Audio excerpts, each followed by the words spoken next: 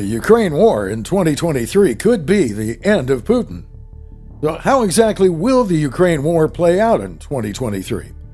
10 months into the Russian invasion of Ukraine, a special military operation that Russian President Vladimir Putin thought would last mere weeks, Russia has lost control of territories it conquered in the first few weeks of the war, and the prospects of a Russian victory still seem slim. Amid an ammunition shortage and crippling sanctions preventing Russia from manufacturing sufficient quantities of advanced weapons and tanks, Vladimir Putin has big decisions to make in the new year.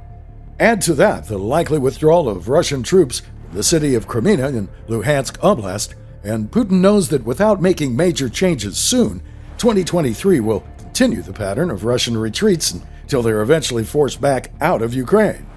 The future isn't certain, but here are 5 possible ways the war could play out in 2023. The first, Putin's regime collapses. In an interview with The Sun Online, Russian expert Olga Lautman from the Center for European Policy suggested that the collapse of Putin's regime is not off the cards. I would not be surprised if his regime collapses in 2023, Lautman said, adding that the Russian president's rumored health problems may make it easier for him to be removed from power. Rumors about Putin's health are being put out by security services, she said. They've been put out since 2008, always around the time of key events. They may be laying the groundwork for Putin's removal. They could be a form of distraction for the West, or they could be to discourage uprisings. A Putin regime collapse, however, would not necessarily mean the end of the war. Another scenario? Negotiations deliver peace. Ukraine's foreign minister, Dmytro Kuleba, said on Monday that Kyiv hopes to see a peace summit take place within the next 2 months, with United Nations Secretary General Antonio Guterres as the mediator. Kuleba predicted that Russia would not take part, however, and Moscow officials said as much in response. The chances of negotiations delivering peace seem slim for as long as Ukraine refuses to cede any territory to Russia, and Russia refuses to accept anything other than full control of Crimea, the Donbass, Kherson, and Zaporizhia. New rounds of negotiations may well occur in the new year, however. Another possibility? A new Russian offensive. A new Russian offensive is almost certain to happen in the spring once the ice melts.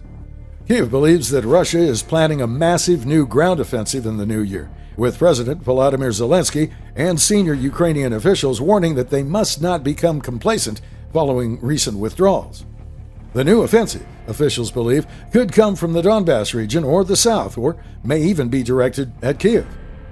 A fourth scenario, Russia wins.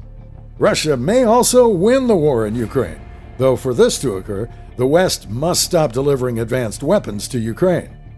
Given the pace of the transfer of weapons, the repeated commitments from Western leaders to support Ukraine for as long as it takes, and Russia's ongoing weapons and ammunition shortage, a Russian victory could still occur but seems unlikely unless something changes dramatically.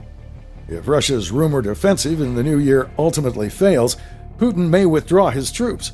The Russian president would be hard-pressed to admit defeat, however, given how most withdrawals of Russian troops in Ukraine have so far been described as tactical regroupings.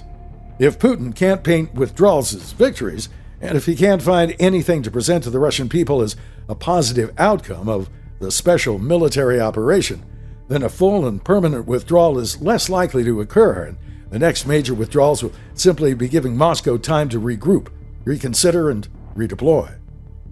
And one final scenario. It doesn't end. It's also entirely possible that the war simply doesn't come to an end in 2023. While Russia will struggle to find the equipment it needs to continue effectively defending its lines of defense in Ukraine while also making gains, it's not out of the realm of possibility that Russia's allies will continue to assist in supplying weapons and ammunition.